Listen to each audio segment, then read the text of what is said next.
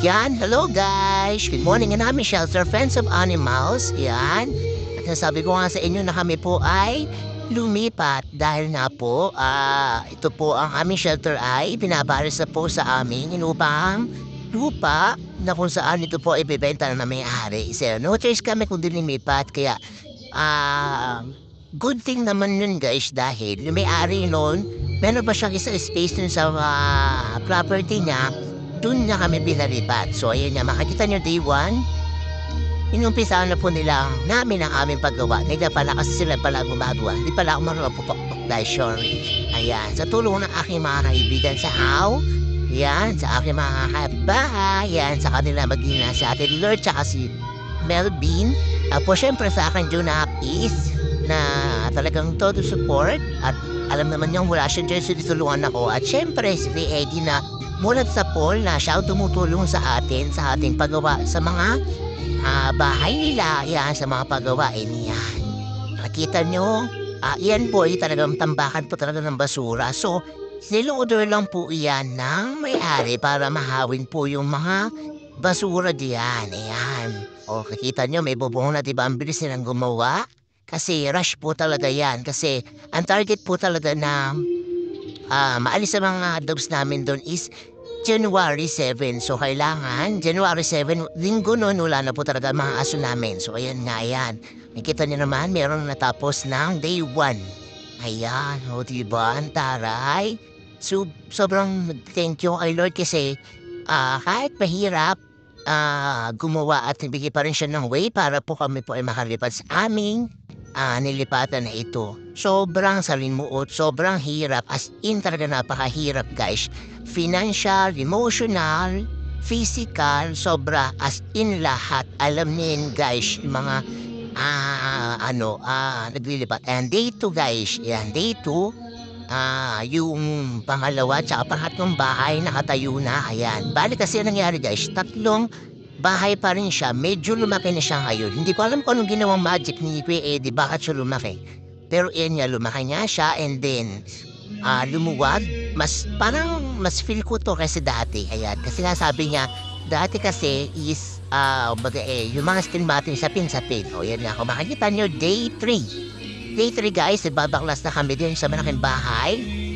Kasi, kung ano yung materialis na ginamit namin sa unang shelter namin, in pa rin ang ginamit namin sa nilipatan namin kasi wala naman kaming pondo pambili. At yan nga, dumating si Ate Richelle, si Ate Evelyn, new friend, and then si Kuya Reggie. Siyempre, ayan. Mulat sa pool guys, yan silang dalawa talaga tumutulong talaga sa akin maghapot ng mga dogs. As in super, malaking tulong sila sa akin.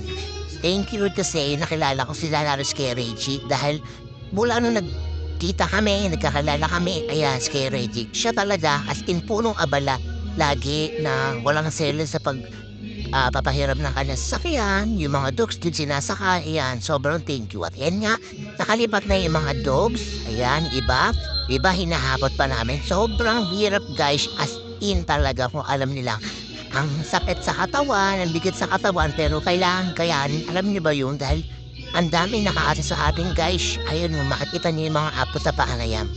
Ayan, nagtutulong-tulong kami, pagpasok sa sakyan kay Reggie, ang aking Junakis kay Reggie.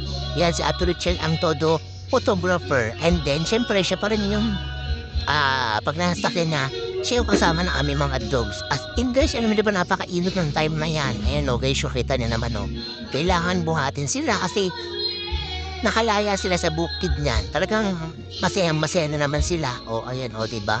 O, yan yung lunch break na, kumakain kami. At yun nga, for the first time, napapunta namin si Kuya Eddie sa aming bahay. Yan, si Kuya Eddie na kumain kami, nagkain na kami. Kumuha si Jowa ng daon ng saging para dyan kami kumain. O, diba? Sinigang ni Bayboy ang aming ulam, guys. O, diba? O, sarap niyan, guys. Sarap ng kain namin with galonggong pa pala, guys. O, yan, todo chika-chika kami ni Ate Richelle. O, diba? Sarap. O, and then yan nga, ang final look, guys, ng aming shelter. Pagpasensyaan nyo na kung hindi man ganun tatanda ang aming naipresenta sa inyo. Pero masasabi namin sila ay safe dyan at hindi makakatakas at ginawa talaga namin lahat ng effort para maging safe sila kahit wala kami guys. Yan. Muli, ako po nagpapasalamat sa mga taong tumulong financially, syempre, Mamaya i-me-mention ko po sila kung sino-sino sila sa mga nagbigay. Thank you so much. Ayan, Ate Rochelle, kay Kuya Reggie, sa kanilang mga present, sa Ate Evelyn.